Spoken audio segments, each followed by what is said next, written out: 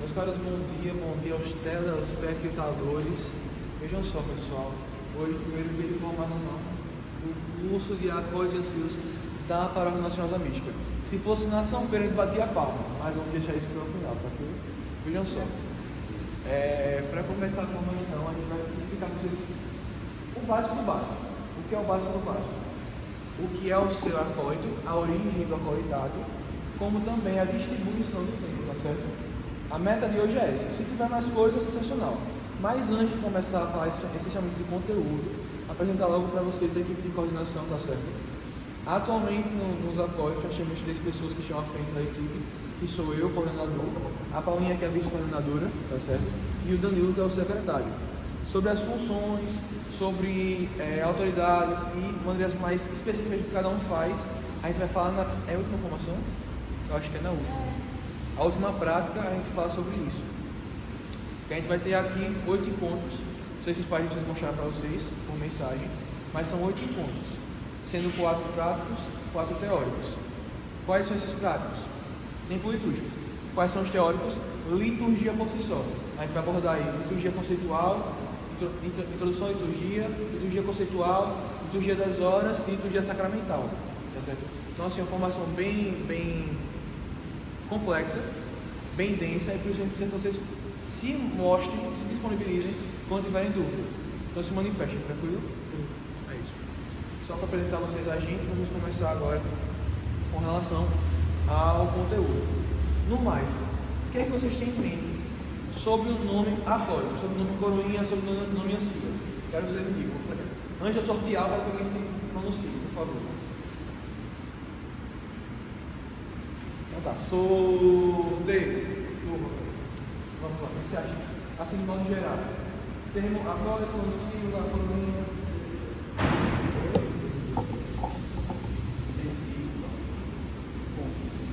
Servil, faz uma interessante. Quem mais? Sorteio, filha. Quem serve? Mas todos 3? Todos 3 têm esse significado, você acha?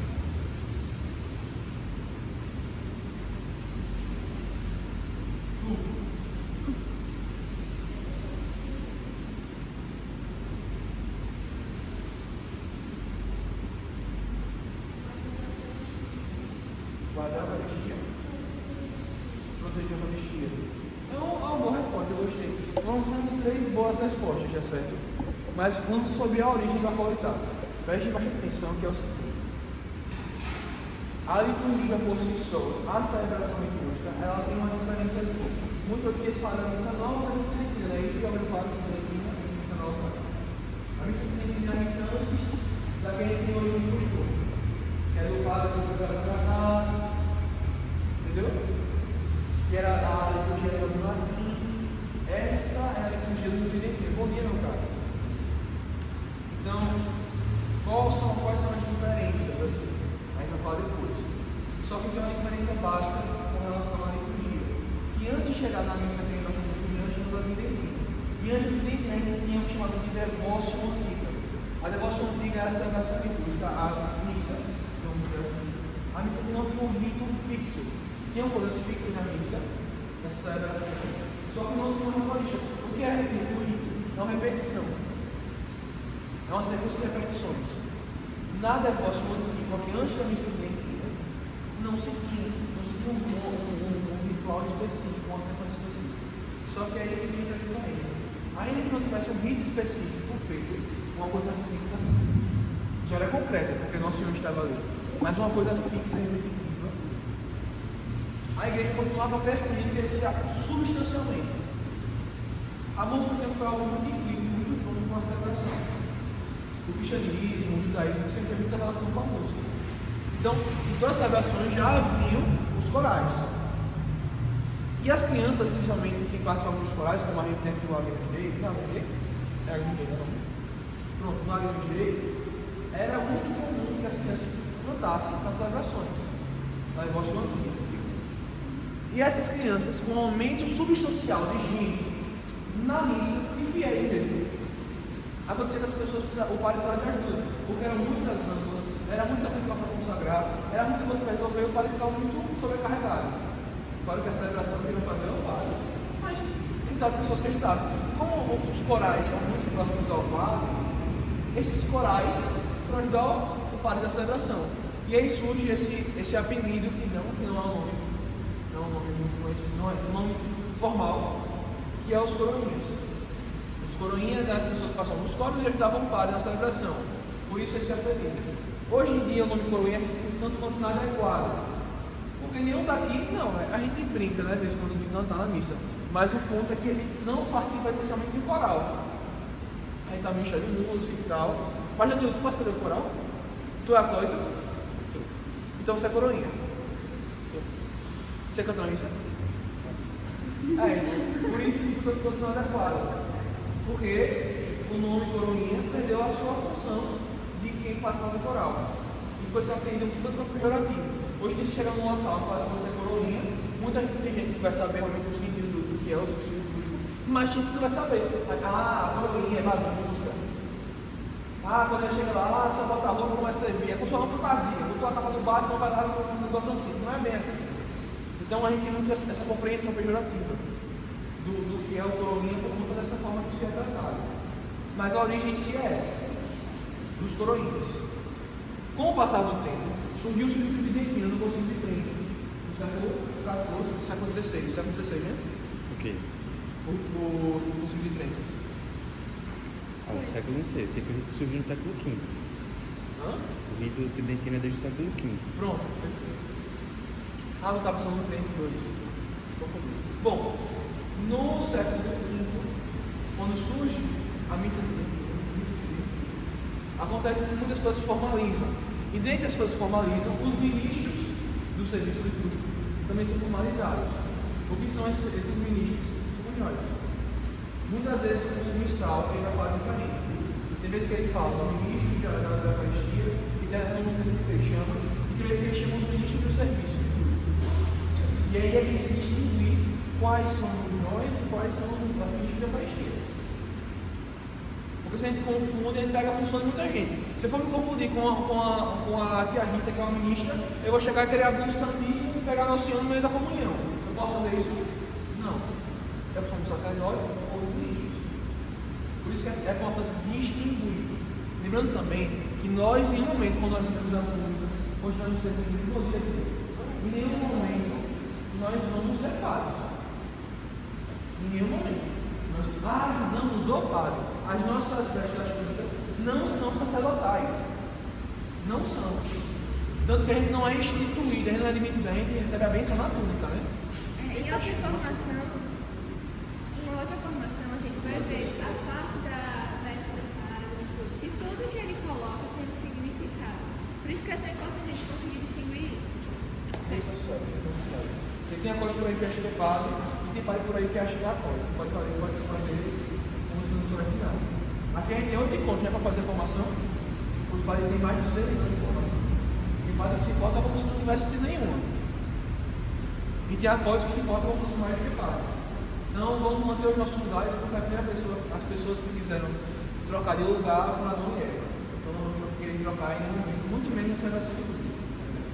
Então, explícito isso, no Concílio de Trento, quando se institui o rito de Trento, a gente já começa a ter uma noção mais específica do que é o acólito. O significado do acólito, em vez de acólitos, acólitos, não vou pronunciar ninguém, mas é o serviço, é o servo. Foi se formalizando cada vez mais, com o Secretário da Segunda também se formalizou de maneira mais específica, mas nunca se trata sobre coroinha em nenhum dos missais, muito menos na instrução geral do missal, porque o missal é o livro que quando chega com as leituras, vocês vêm aqui, né, irmão? Vocês vêm aqui e no lecionário lê as leituras, é isso? O missal é um padre lê para celebrar a missa, basicamente por enquanto. A gente vai falar de maneira mais específica com você depois. Mas por enquanto o missal é isso. Tendo isso em mente, o missal também tem a instrução, que é para explicar mais explicado do que já está dele. E na instrução não se fala nem de coroinha, muito menos de missal. Então, onde vai surgir as ancilas? Onde vão surgir as ancilas? As ancilas vão surgir, se não me engano, em 1981. Deixa eu ver até que eu anotei. A liberação das ancilas vai surgir no Boletim Oficial da Santa Sé de 87.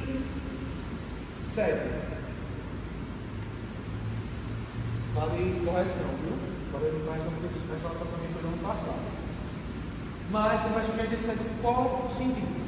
Os apoios, os coroinhas que tinham servido, eles tinham a nossa, aqueles que eram locacionados, aqueles que já tinham inclinação final de sacerdócio. E essas pessoas transformavam parte dos padres, que estavam montando o seminário, até porque no seminário tem um período de apoiado. Depois que a gente iniciou no fim de teologia, eles passam de apoiado, depois de apoiado, e aí viram padres. São consagrados, são ordenados. Nesse período de seminário, tinham já alguns vocacionados que participavam de algumas celebrações e eram apoios. Então, o serviço era marcado por masculino. E aí, quando chega no final do século XX, 1900 quebrado, a gente tem uma certa decadência na igreja com relação aos fiéis, e mais ainda com os homens. As vocações começam a diminuir, os seminários começam a se esvaziar, as igrejas começam a se esvaziar. Isso em decorrência, inclusive, de algumas coisas que a gente pode citar o nome, mas melhor não citar. Né? Então, com essa decadência toda, nós perdemos na igreja muitos servos no altar, muitos atólicos. E é aí que surge a necessidade, em alguns lugares específicos, das mulheres servirem. As mulheres já estavam nos corais, porque depois em um boletim do século XVIII, as mulheres foram liberadas para participar dos corais, porque haviam textos do Brasil também, para participar do coral e fazer leituras.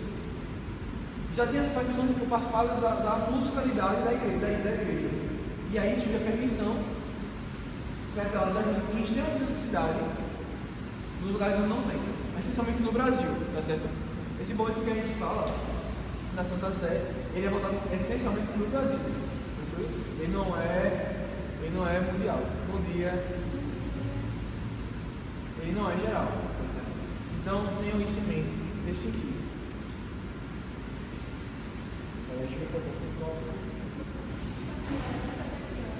Oi? 10h30, 10h50.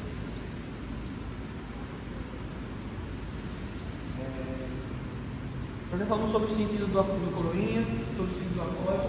Qual é a terminologia, qual é o conceito de ancila? Escravo. Tanto que na passagem que nós temos de anunciação do Nossa Senhora, Nossa Senhora não fala, eis aqui a serva do Senhor, já seria belo. Nossa Senhora fala, Antila Domini. Et Antila Domini. Et Antila Domini. Ela fala, eis a escrava do Senhor. Então, percebam a beleza do conceito do termo ancila. Porque é antiga, mas ainda não é como ancila, tá certo? E outra coisa que eu queria lembrar, tem algumas funções, não sei se vocês já observaram, enquanto a gente estava servindo aqui, tem algumas funções que as meninas, que as ancilas, elas não fazem, é exclusivo dos homens. Né? Por exemplo, carregar a cruz, quem carrega é o homem, quem usa o turigo é só o homem. Justamente porque o Padre Marcos entrou aqui, antigamente ele fazia isso, mas o Padre Marcos ele instruiu a gente que essas funções da cruz e do turigo apenas os meninos fazem. As meninas já cuidam do ofertório, que é algo que precisa de mais de uma delicadeza, de um cuidado maior. Por isso que a gente consegue distribuir essas funções justamente para os homens e para as mulheres. Perfeito. É exatamente isso. Então, já quero aqui quebrar de vocês, uns são pequenos, outros são mais velhos, porque muitos gostam de falar. Ah, mas a igreja é machista. As mulheres podem menos do que os homens. Você abre a porta da igreja e você vê lá em cima Nosso Senhor. Eu chamei Nossa Senhora. Tem como dizer em algum momento que a igreja machista não tem essa possibilidade. A questão só é a divisão de funções. Não é porque um tem uma função e outro tem uma função que não é maior que o outro. O maior que a gente aqui é só o padre, que é o menino. E o resto é resto, no caso o resto é a gente, certo? O resto não é o Senhor, mas temos essa questão em mente, tá certo? Agora sobre o serviço de maneira mais específica, eu quero falar de São Tarcísio, que eu acabei esquecendo de falar no começo. São Tarcísio. São Tarcísio é o santo padroeiro acólito. Essencialmente ele não chegou a servir de maneira específica como acólito. Mas São Tarcísio aconteceu que em Roma, na Roma antiga, os cristãos não eram necessariamente não podiam professar a fé publicamente. Então muitos se escondiam em catacumbas para viver e também para celebrar a Eucaristia. Inclusive guardem essa formação das catacumbas, né? Depois tem uma relação muito bela com os tempos atuais, e mais especificamente com os tempos do Carnaval da Mista. E por estar nas catacumbas, muitos dos cristãos que eram capturados não tinham acesso à celebração eucarística, a receber Nosso Senhor, antes de morrer. Porque muitos cristãos eram pegos para serem mortos, para serem sacrificados. E aí, poxa, um cavalo? 2? Santo Antônio foi ontem, rapaz, então estão no dia errado eles. É a escolta. O padre vai ficar bonzinho, viu? Isso é tudo pra festa. Contrataram. Contrataram pra festa. Sim, meus caras, eu estava falando sobre Santa Ceia, pronto. E aí acontecia que não tinham, por serem poucas pessoas, não existia uma quantidade de acólitos, também não se tinha ainda essa compreensão de acólitos que nós temos hoje em dia. Só que acontecia que os sacerdotes estavam sendo presos. E se um sacerdote saísse do fosse morto, não ia ter que sair da Eucaristia. Então ainda também não se tinha o conceito de ministro de Eucaristia. As pessoas que pregam a Eucaristia e os doentes. Não tinha isso.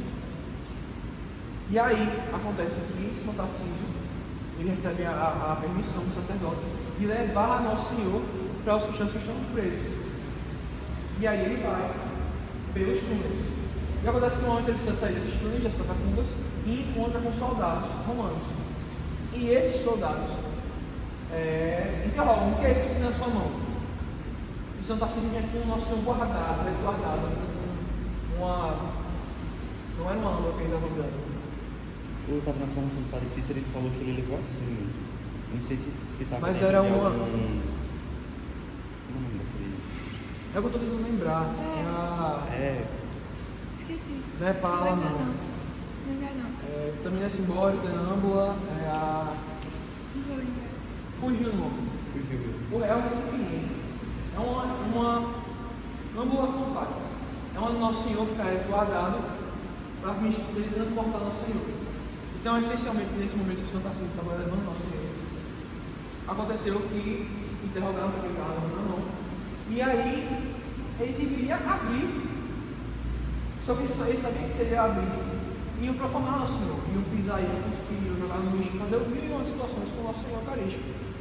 E aí São Tarcísio, com um ato de amor, consome Nosso Senhor e não permite que ninguém o toque. Então ele dá a sua vida para proteger a Eucaristia. E é sobre proteger a Eucaristia que nós temos já conceito de conceito de acólitos e discípulos. Claro que cada um na sua condição, cada um na sua idade de estatura, cada um na sua compreensão de escolaridade ou familiar, mas no serviço eucarístico, essencialmente, nós temos a vida pela Eucaristia. A nossa prioridade, independentemente do que acontecer, é a Eucaristia. Aos homens mais velhos: entrou um assaltante, nós temos uma responsabilidade de dar a vida com nós. Nós. Não é um fiel explorado que não vai na missa no domingo e que está aí no final do ano, não sei o que. Não, somos nós. Porque vocês estão recebendo agora a formação para defender o Senhor da maneira mais piedosa e saudável possível. Vocês foram escolhidos a dedo por Nosso Senhor para estar aqui. É até o comandante de algo do grupo. Nenhum acólito da paróquia surgiu-se do nada, a Deus disse agora, e aí ele disse: não, algumas pessoas sentem esse desejo. Mas a equipe de coordenação é o padre que escolhe. Já passou muito isso, tem muita gente aqui na formação, uma turma, chegar no meio da turma e só desistir. Porque nós somos escolhidos, nós, o Senhor fomenta em nós a vontade e fomenta em nós também a força de continuar para acelerar a formação. Tá certo? Então, sobre o acólito, quero deixar uma coisa muito clara para vocês. O bom acólito é aquele que não é visto. A túnica não é fantasia para teatro. A túnica é paramento litúrgico para que nós desapareçamos, para que ninguém nos veja. Só para lembrar, túnica a gente só se usa quando a gente vai servir no presbitério. Não se usa mais local algum, porque ela é abençoada. Exatamente. É isso. Então, não adianta querer usar túnica para fazer uma peça de teatro, usar túnica para tudo. não. Ah, mas eu sou do grupo jovem, vai ter um teatro lá para o nosso Senhor, é bom, é legal. Pelo amor de Deus. Pode não, pode não. O quê? Usar tudo como teatro. Claro que não. Paramento litúrgico, liturgia mais, ok? Então, tenham isso em mente, que uma acorde que não é bíblico. Porque o que a gente mais sente quando chega na paróquia, e o acorde vai apenas de um lado para o outro. Aí vem aqui, chama a atenção, resolve o microfone, a atenção, e vai para cá, e vai para lá, isso e aquilo. Isso condiz com a piedade, com o silêncio que a serva, que a escrava, que o exemplo de escravo e servo que é Nossa Senhora faria. Nossa Senhora quando chama a atenção do serviço que ela faz ao Nosso Senhor. Por que eu, o miserável pecador, o baixo dos baixos, vou querer chamar a atenção no meio do sacrifício do Nosso Senhor? Quem sou eu para isso? Então, um não pode ficar andando lá do outro, um não pode ficar sentado na cadeira, aí fica batendo o pé, olha para cima do lado, começa a suspirar. Tem algum sentido isso aqui? O padre proclamando o Evangelho e eu aqui o padre se dobrando na perna. Tem lógica isso? Chama a atenção? Pode chamar a atenção. A gente está na frente de todo mundo. Digo aqui já vai ficar bem, certo? Então, já falamos sobre isso, de ficar sentado na dobrada. Vamos entrar no próximo tópico, que são os gestos litúrgicos. O pessoal fica à vontade, fica à vontade. Tranquilo. Sobre gestos litúrgicos. Basicamente os acordes em pé, mãos postas sentados, mão na perna. Já podem aí testar. Se tiverem mãos de pernas, fiquem à vontade. Qual é a intenção? Se eu estou em pé a todo o momento, não é quando eu quero ou quando eu falo para ele, não. Não é para estar quando a bolinha chega, quando eu chego, quando o papo chega, não. É para estar de mãos postas a missa inteira. Estou em pé, mãos postas. Estou sentado, as pernas retas, sem dobrar, sem cruzar um lado para o outro, sem voltar para trás a cadeira, tem muita gente que vai fazer isso sem cruzar a cadeira, ou por fora, sem dobrar o pé para cá, sem fazer assim. Não pode. São gestos de conforto. E a missa não está para o nosso conforto. Gestual e luxo são pernas retas, viradas para frente, e as mãos nas pernas. Certo? E ao estar em pé, como é que fica? Como é que fica? Ah, obrigado. Perfeito. Além das pernas e das mãos, nós temos outros gestos que nós fazemos quando passamos por algum local ou por algum material litúrgico.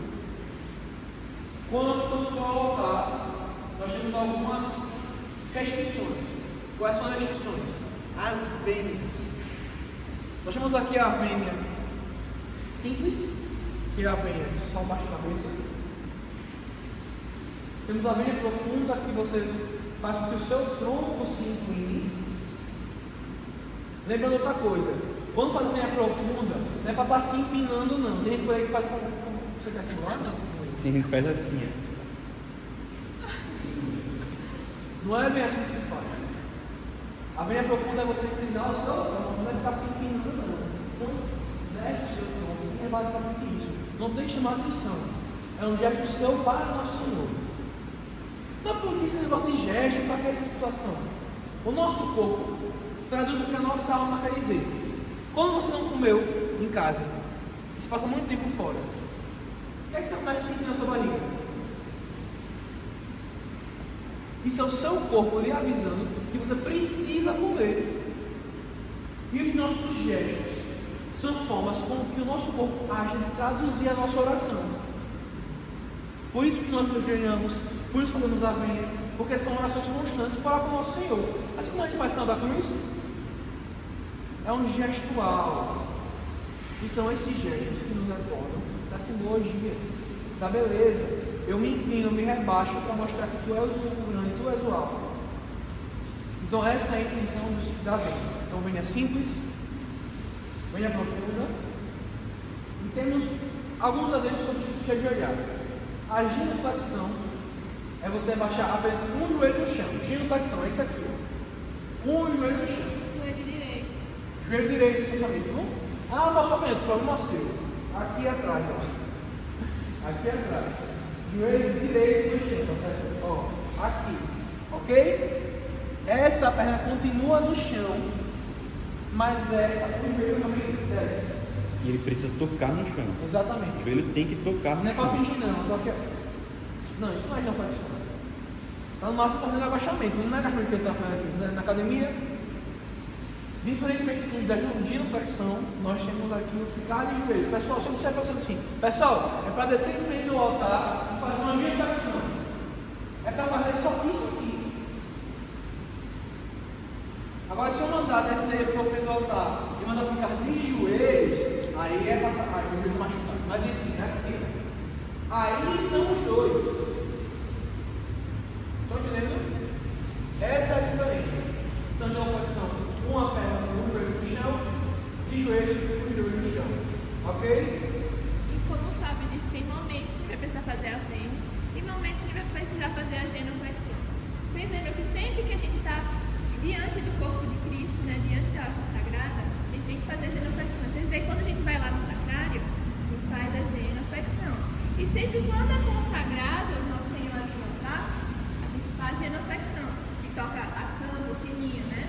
Faz a genuflexão. E toda vez depois disso, que a gente vê que nosso Senhor ainda está lá no altar, quando a gente passar pelo altar ainda a gente fazer a vênia, a gente faz a genuflexão. Certo? Ô Fábio, é só diante de Nosso Senhor fazer a reflexão ou tem algum outro momento em alguma missa que faz também? Vai depender bastante. Tem celebrações que precisa fazer genuflexão para a cruz. Tem momentos que a gente precisa se ajoelhar para ficar diante do sacerdote. Mas essencialmente, de joelhos para Nosso Senhor. Essencialmente de joelhos para Nosso Senhor. Agora, para o sacerdote, é interessante pensar. Será que tem que fazer vênia para o padre? O padre passou a ter que se ajoelhar, porque o padre tem pessoa triste. Quando eu for falar com o padre de padre, só vem, só tem que ajoelhar a primeira vez para ele. Não necessariamente. Para o padre, quando ele está na missa, pela velocidade do que acontece, não dá para a gente fazer tudo com a maior velocidade, e vamos ir devagar, não tem essa possibilidade. O que a gente faz? Uma vênia simples. Tá certo? É bem singelo. O padre vai tomar água. Então, você não estava com água, que a ela está dentro, né? Chegou aqui, eu vou fazer assim. Vai bater no padre, né? Oi? Vai bater no padre. Pois é. Ou bate no lado, ou bate na leitura, ou derruba o pão, que é pior. Ou cai, ou pode já cair. Mas a questão é que Sempre que a gente entrar em contato assim com o padre, por exemplo, principalmente no ofertório, quando a gente vai entregar, né, os instrumentos litúrgicos para eles, a gente sempre faz uma vênia simples. Vênia simples, entrega para ele, depois vênia para sair. Coisa simples. vem Certo? para chegar e vem para sair, sempre. Venha para chegar e vem para sair. E ele vai fazer com a gente, ele faz junto com a gente também. Então, chega já para simples, singelo.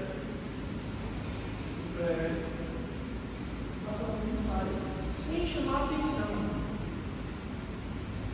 Antes de fazer qualquer situação no meio do serviço, vocês pensem: isso vai chamar atenção, isso é uma coisa que Nosso Senhor faria, isso é uma coisa que agrada ao Nosso Senhor.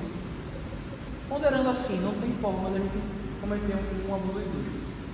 E se o abuso litúrgico a gente vai conceituar melhor, acho que é ou a liturgia conceitual ou a introdução à liturgia. Deixa eu ver se conceitual. Sim. Então, essencialmente, agora peguem rápido, viu? Vai estar no canal do YouTube, mas preste atenção. Altar, chega aqui fazer a vênia. Vênia profunda. Santíssimo. Genuflexão, lá em fazer joelho. Chegar aqui para fazer lá e assim. Não é assim nessa oração. Quem está servindo. A gente faz genuflexão e sai. Por aqui pelo altar, como é que eu faço? Venha profundo, bem montado, bem de trás, bem montado. Venha profundo.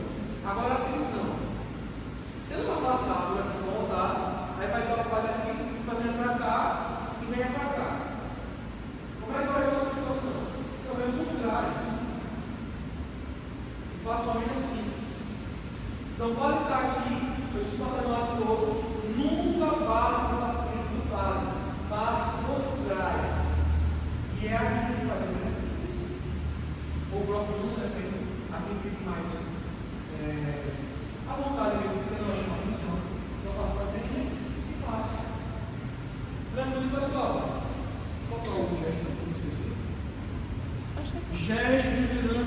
celebração. Sempre que fala Nosso Senhor, venha. Sempre que fala Jesus Nossa Cristo. Senhora, Nosso Senhor Jesus Cristo, que citou o nome, citou Nosso Senhor, venha. O nome de Nossa Senhora, venha também, mas venha simples. E de São José é devocional. Eu, particularmente, gosto de fazer uma homenagem para São José. Não é obrigatório, como é para Nosso Senhor, Nosso Senhor, mas devocionalmente é muito bonito fazer uma homenagem para o Pai do Nosso Senhor, Pai do Nosso Senhor. Certo? Vale lembrar que em dia de santo, se a missa for celebrada conforme o dia, porque existem dias, eles depois vão aprender isso, né? Mas existem dias que são obrigatórios e dias que não são. Nos dias que são obrigatórios, que o padre vai celebrar o santo, a gente também faz vênia quando é citado o nome de tal santo também. Em outros momentos, não. Se for citado em uma missa comum de Nossa Senhora o nome de Santo Antônio, você não faz. Mas na missa de Santo Antônio você faz. São Miguel, olha São Miguel. Então sempre tendo essa noção de acompanhar o padre. Mas lembrando que tem gestos que são sacerdotais e gestos que são para quem está participando da celebração. Vamos ter esse cuidado. Deixa eu ver qual é o próximo tópico. Quero que salve para o pessoal. Outra coisa, Pai Nosso, aqui, gente, vem de fazer assim não. Mas Paulinho na comunhão, posso nem fazer assim? Não, mãos fortes. Peraí, vamos para frente para ver como é. Mas Paulinho, eu quero rezar o Pai Nosso, eu quero fazer assim. E na, como é no meio? Peraí, quando nascer foi absurdo. Aí vai virar uma garça. Como é? É o padre Pio 12. Já teve gente aqui, já teve uma vez que estava seguindo o cara ali de cantinho. É Pio 12 aí no caso, né? Gente, mas mãos fortes o tempo todo. Na bênção, tem gente que gosta de fazer assim. Não, você está servindo. Assim. Incline-se para a bênção. Você não vai chegar a fazer assim, não. Mãos fortes e vai se inclinar. Beleza? Na comunhão, eu gosto de fazer assim. Vai receber uma pombinha na sua mão? Não Pois vai. tem que deixar de gostar, vai ser assim. Nosso Senhor não vai voando na sua mão, não. Você vai receber ele na sua boca, no seu corpo. Vai acreditar na mão? Peraí também. Tem que se decidir. Então, sempre mãos fortes. E a gente tem um prêmio muito grande de receber o Nosso Senhor nas duas espécies, né? Toda a missa. Vá. Nós somos os únicos raimanistas que na celebração do Nosso Senhor nas espécies. É o mesmo Nosso Senhor? É. Só que naquele modelo. Tem corpo e sangue. Que fala. Aquele modelo, velho. Corpo e sangue que fala, né? Corpo e sangue. Ó, quer que saiba alguma coisa para finalizar os gestos? Tranquilo. Tudo certo? Pronto. Vamos agora falar da parte massa, isso aqui é muito massa. Isso aqui é muito massa. Falar agora da disposição e adornos da igreja para a celebração da Eucaristia. Conceito: os templos devem ser belos, com sinais e símbolos que levem os fiéis às realidades divinas. Vamos falar sobre a exposição, podem ficar de pé, vamos trabalhar. Vem comigo. Vamos começar do começo. A forma como aqui é distribuído. Qual a intenção de ter essa parte aberta na data principal da igreja? Nosso Senhor, que é o pastor, escolhe os sacerdotes para serem os pastores das paróquias, das capelas. E por que nós estamos no começo da missa pela próxima de entrada? Porque é o pastor conduzindo suas ovelhas, conduzindo seus fiéis ao altar. E o que é o altar do sacrifício? É o céu. Então, é o celebrante, é o pastor conduzindo as ovelhas ao encontro do Criador. Então perceba a beleza dessa árvore só da abertura da porta da igreja. Tá certo? Vamos por mais partes. Só queria acrescentar uma coisa. Tudo que a gente vai falar em questão de significados, de simbologia, tudo isso a gente tem vários significados para uma coisa só. Por exemplo, ele deu esse exemplo de Nosso Senhor entrando, guiando suas ovelhas e tal, mas a gente também pode colocar como, por exemplo, Nosso Senhor no Domingo de Ramos, entra aclamado pelo povo, né, o povo que aguarda o Messias. Tem tudo, a gente pode colocar vários significados, e isso que deixa cada vez mais bela a nossa fé, a nossa tradição. Isso. E outra coisa, se vocês prestarem atenção, na procissão de entrada, quem é que vem na frente? A cruz. Então, é mediante esse sacrifício que a gente é levado ao céu. Né? Como também acabou dando o Domingo de Ramos, o Cordeiro de Ouro. Também tem a simbologia da Via Cruz de Nosso Senhor. Tem até uma arte que é belíssima, que é o Nosso Senhor de casulla, totalmente flagelado. Já viu isso? Ele com a coroa de espinhos, é belíssimo. Então, o Cordeiro caminhando em direção ao sacrifício. É muito belo. A celebração por si só já é linda.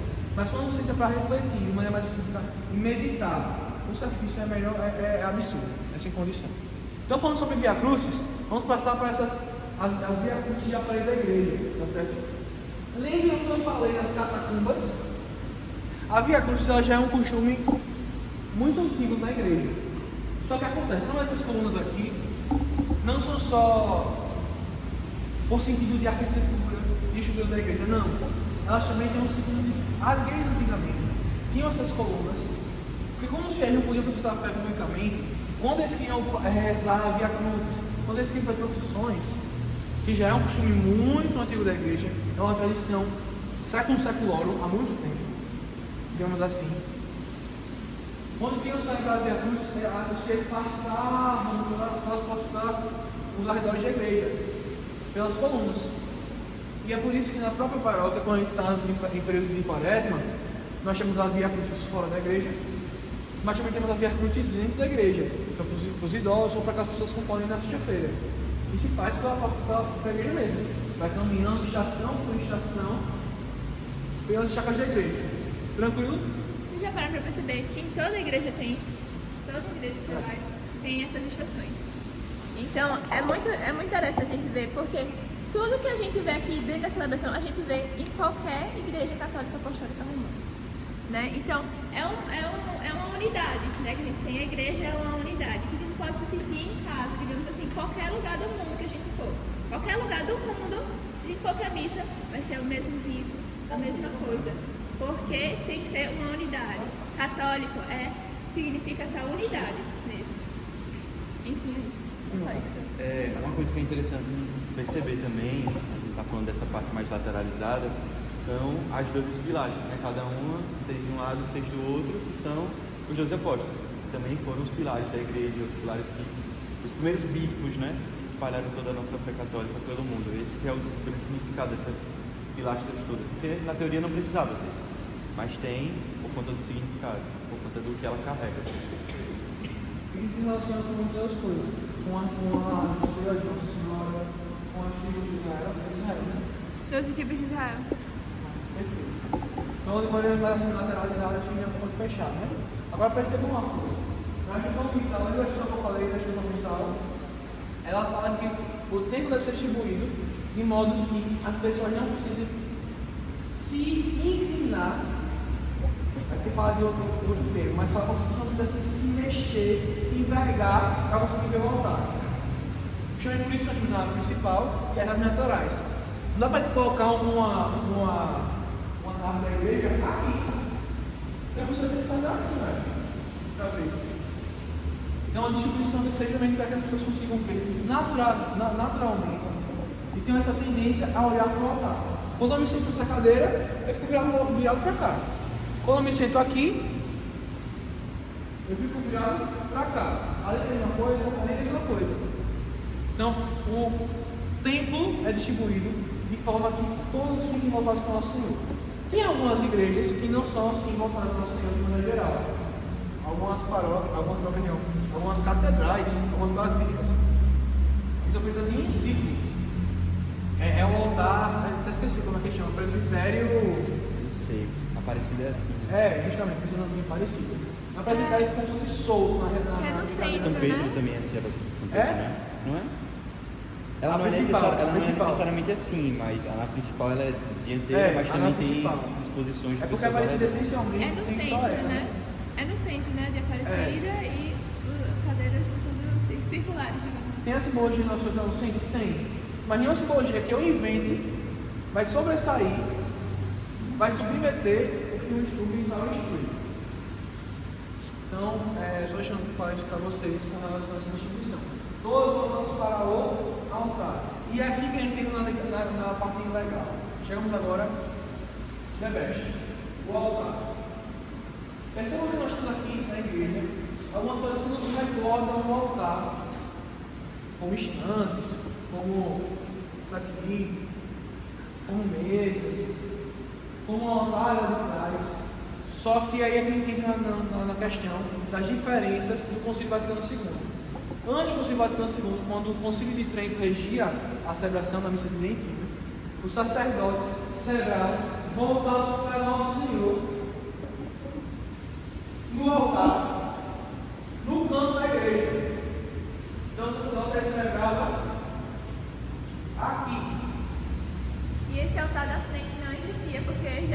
localizado o altar de trás. É o chamado altar-mor. O altar-mor é aquele altar que celebra a Eucaristia. Na verdade, o altar dentro das igrejas, se vocês forem, por exemplo, na catedral daqui, lá temos 5 altares, nesse formato tridentinho. O altar-mor é o altar de Nossa Senhora da Assunção, é o principal. Nas laterais temos outros 4 altares, 2 de um lado, 2 do outro. Esses são os altares secundários, por assim dizer, mas são os altares. O principal ele é o mor, é o maior, o mais belo, o mais ornado. Como também, quando se fala na instituição missal em geral, instituição geral missal, se fala que o altar deve ser desprendido da parede. Então essa diferença que nós tínhamos aqui. Alguém já foi na capela da casa? Alguém aqui já foi? Se você na igreja que seja assim, o altar-mor seja desprendido. Rosário. Rosário. Ela é antes de possível, não é? Paróquia. É paróquia. Alguém foi na paróquia do Rosário? Aqui em Maceió? Já foi? Não. Bonito. Muitas das igrejas, sabe só muito forte. Muitas das igrejas, antes do Vaticano II, só tinham esse altar, o da parede. Então o pessoal se negava, voltava para o Senhor assim. Eu, como gosto de falar, o sacerdote de costas para a Assembleia. Só que acontece, com a instrução do novo missal, que é o que eu vejo hoje em dia, fala-se que o altar será desprendido, de forma que o sacerdote, ele usa outro termo, mas o sacerdote consiga arrodear o altar.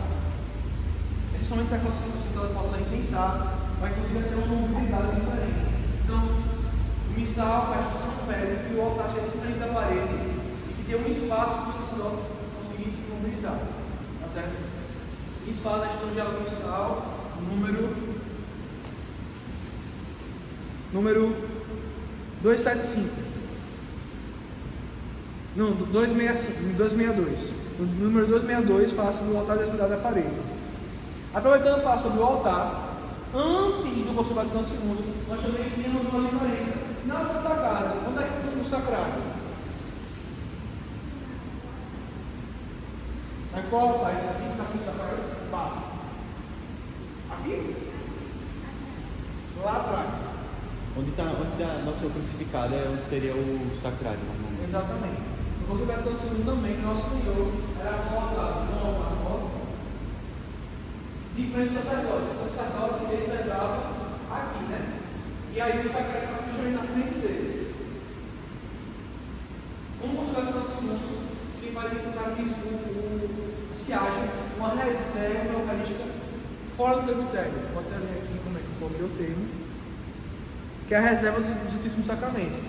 E aí também, se seja ao lado esquerdo, né, do altar, ao lado esquerdo do altar, ao lado direito, que vem pela porta, e se faz realmente toda a adoração como se fosse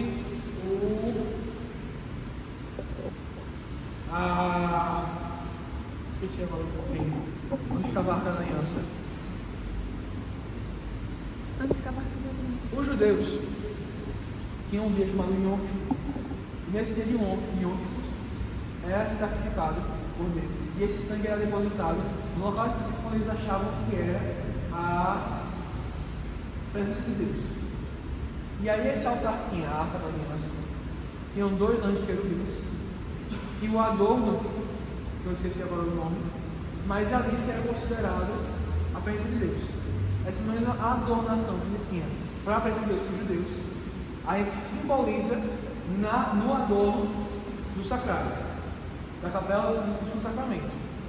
E esse outro, pode vir para cá. Pode vir.